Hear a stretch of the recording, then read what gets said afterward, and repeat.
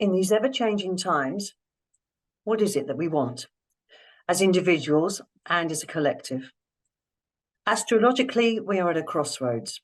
The North Node calls to our deepest self, as the South Node beckons us back into our comfort zones. How do we find balance in our lives?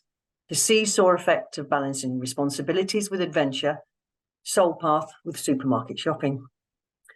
The call of the wild and all its wisdom cannot be unheard.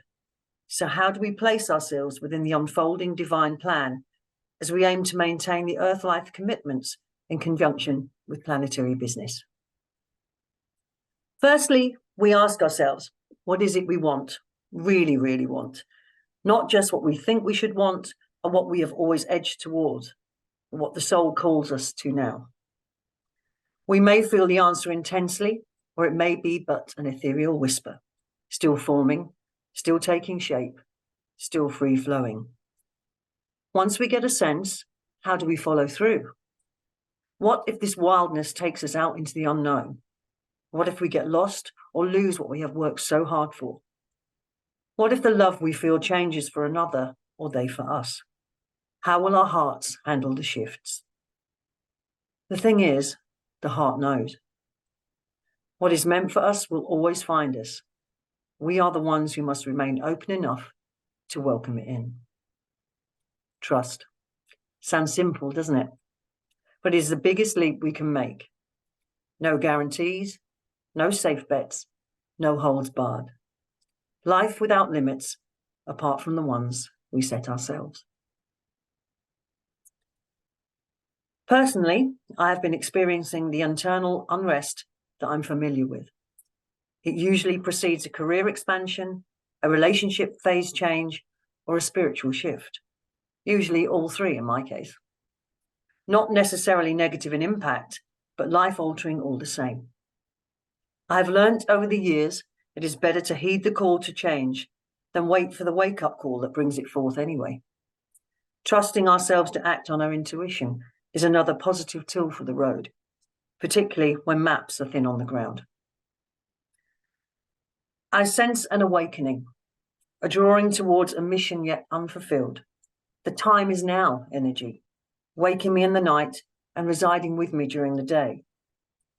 At times I long to curl up, get cozy and wait it out. Other times I feel an urgency to act even when I don't know what the action is. I feel pathways being cleared and preparations being made. Those to be involved are waiting in the wings. The stage is set. There is no turning back. Not that we may wish to, but every now and then we need to touch base with the familiar to give our nervous systems a rest. Having set sail joyfully, these are the choppier waters that can sometimes present themselves. Do we navigate through or call the Coast Guard for an airlift? Resilience is built from surprising ourselves with our capabilities under pressure. And the antidote to coming through such challenges is respite and rest, recharge and recuperation. A pit stop after the longest stretch of dusty road, if you like. We are in incredibly changing times. All dimensions given a huge push towards transformation and encouraging us to find our place, find our people, and do the work we came to do, finally. As a collective, we are heading into uncharted waters. I hope you too are sensing your next phase, co-creating your outcome with the universe. Trust, believe, keep hold of the oars, and follow true north. The locket opened in her hands like wings unfolding, like a book laid open, its pages revealing. The ethereal girl had been given a gift today. She could feel it. It was immensely special, and she was eternally grateful. A dove flew from the pages, carrying its message in its beak, a tiny rolled-up scroll. The ethereal girl gently took the scroll from its mouth and uncurled the delicate pages. It was a blank page of ancient parchment. The paper moved. It had life. An ink quill appeared to her right. She connected with the pen and paper, taking up her tools of challenge and empowerment and feeling the heat between the two, the coming together. There's only so much the gods can put in place. Some of the work is ours. The commitment to the page and the pen and the time that is needed to bring the words to life. The ethereal girl will be shown, and as her vision becomes clearer, she understands it is a two-way street.